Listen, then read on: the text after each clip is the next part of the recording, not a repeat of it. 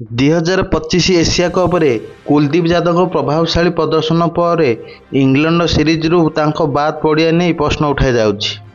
Oman ବିପକ୍ଷ match ପୂର୍ବରୁ ଏକ ସାମ୍ବାଦିକ ସମ୍ମିଳନୀରେ କୁଲଦୀପ କହିଥିଲେ ଯେ ପ୍ରଶିକ୍ଷକ ଗୌତମ ଗମ୍ଭୀର ପରିସ୍ଥିତି ସ୍ପଷ୍ଟ କରିଥିବାରୁ ତାଙ୍କର କୌଣସି ଅନୁତାପ ନାହିଁ। ଦଳ ମିଶ୍ରଣକୁ କାରଣ ଭାବରେ ଦର୍ଶାଇ କୁଲଦୀପ କହିଛନ୍ତି ଯେ ଏହି ସମୟ ମଧ୍ୟରେ ବହୁତ କିଛି ଶିଖିଛନ୍ତି।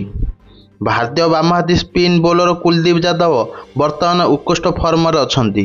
2025 ଏସିଆ କପ୍ରେ ଲଗାତାର 2ଟି ମ୍ୟାଚ୍ରେ ପ୍ଲେୟାର ଅଫ୍ ଦି ମ୍ୟାଚ୍ ପୁରସ୍କାର ଜିତି ସେ ସମସ୍ତଙ୍କ ହୃଦୟ ଜିତିଥିଲେ। ସେ ପ୍ରଥମ ମ୍ୟାଚ୍ରେ 4ଟି ସମେତ ୟୁଏ ଏବଂ ପାକିସ୍ତାନ ବିପକ୍ଷରେ ମୋଟ 7ଟି ୱିକେଟ୍ ନେଇଥିଲେ। ତାଙ୍କର ପ୍ରଭାବଶାଳୀ ବୋଲିଂ ପୁଣି ଥରେ ଇଂଲଣ୍ଡ ଗସ୍ତରେ ସମଗ୍ର ସିରିଜ୍ ପାଇଁ ତାଙ୍କୁ କାହିଁକି ବେଞ୍ଚ କରାଯାଇଥିଲା ସେ ବିଷୟରେ ପ୍ରଶ୍ନ ଉଠାଇଛନ୍ତି। ଏବେ ଓମାନ ବିପକ୍ଷ ଏସିଆ କପ୍ ମ୍ୟାଚ୍ ପୂର୍ବରୁ ଏକ ସାମ୍ବାଦିକ ସମ୍ମିଳନୀ ସମୟରେ ଏହି ପ୍ରସଙ୍ଗରେ ଚାଇନାମ୍ୟାନ୍ ନିଜେ ନୀରବତା ଭାଙ୍ଗିଛନ୍ତି।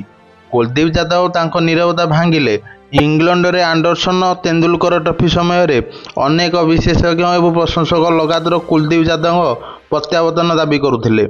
ସେମାନେ ବିଶ୍ୱାସ କରୁଥିଲେ ଯେ କୁଲଦୀପଙ୍କ ସ୍ପିନ୍ ଭାରତକୁ 20 ୱିକେଟ୍ ନେବାରେ ସାହାଯ୍ୟ କରିପାରିଥାନ୍ତା। ତଥାପି ଦଳ ପରିଚାଳନା ବ୍ୟାଟିଂ ଗଭୀରତାକୁ ପ୍ରାଥମିକତା ଦେଇଥିଲା ଏବଂ ବୋଲରମାନଙ୍କୁ ଖେଳାଇଥିଲା ଯେଉଁଥିରେ ବ୍ୟାଟ୍ ସହିତ ମଧ୍ୟ ଯୋଗଦାନ ଦେଇପାରିବେ।